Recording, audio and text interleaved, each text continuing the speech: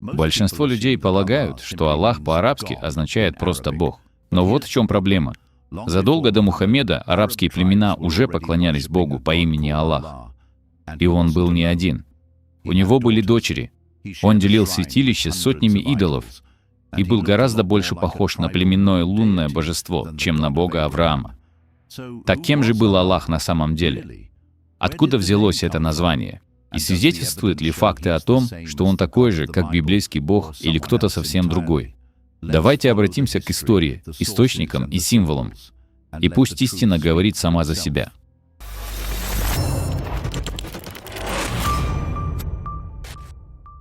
До появления ислама Аравия не была монотеистической. Это был мир, полный племенных божеств, духов и богов-предков. Кааба в Мекке. Задолго до Мухаммеда это было языческое святилище, в котором находилось более 360 идолов, по одному почти на каждый день в году. У каждого племени было свое божество, покровитель, и в их честь совершались жертвоприношения, ритуалы и паломничество. Среди этих многочисленных богов Аллах уже был известен, но не как единственный бог, а как главный бог племени Курайш, которого считали отдаленным создателем, возвышающимся над другими местными божествами. Рядом с ним были три дочери — Аль-Лат, Аль-Узза и Манат. Эти имена даже упоминаются в Коране. Язычество не только не было уничтожено, но из него возникло раннее исламское повествование. Основание Мекки всегда было религиозным, просто не в том смысле, как позже утверждал ислам. Задолго до Мухаммеда языческие арабские племена поклонялись Аллаху, но не как единому истинному Богу. Надписи и исторические записи свидетельствуют о том, что Аллах был именем Верховного Бога в арабском пантеоне, отдаленной фигурой Творца среди многих других, не исключительный и не почитаемый в одиночку. В древних источниках, таких как поэзия доисламской Касиды и археологические находки в Южной Аравии, упоминается Иллах, общий Бог, и Аль-Иллах, Бог, которое со временем было сокращено до Аллах. Этот термин не подразумевал единобожие. Он был частью генотеизма, где один Бог возвышается над другими, но не одинок. И этот Аллах был не просто выше, он был связан с Луной. Многие ученые указывали на символ полумесяца, найденные в храмах, посвященных ему, и на широко распространенные лунные культы в Аравии, особенно в таких местах, как Харран и Йемен. Полумесяц был не просто украшением, он олицетворял божественную сущность. Даже собственного отца Мухаммеда звали Абдулла. Он был слугой Аллаха еще до возникновения ислама. Итак, спросите себя, если Аллах уже был известен в многобожии, имел дочерей и имел признаки культа Луны, как он может быть неизменным вечным Богом Библии? Полумесяц — один из самых узнаваемых символов современного ислама. Он изображен на мечетях, флагах и минаретах по всему мусульманскому миру. Но вот в чем загвоздка. Мухаммед никогда не использовал его. Ранние халифы тоже не использовали его. Так откуда же он взялся? Задолго до появления ислама полумесяц был священным символом в языческой Аравии. Поклонение богу Луны было особенно сосредоточено на грехе. Древнее месопотамское божество Луны оставило свой след во всем регионе. В храмах от Йемена до Ура полумесяцы были доминирующими религиозными символами. Они олицетворяли божественную силу и руководство с небес. Когда ислам поднялся, он отверг идолов, но сохранил полумесяц.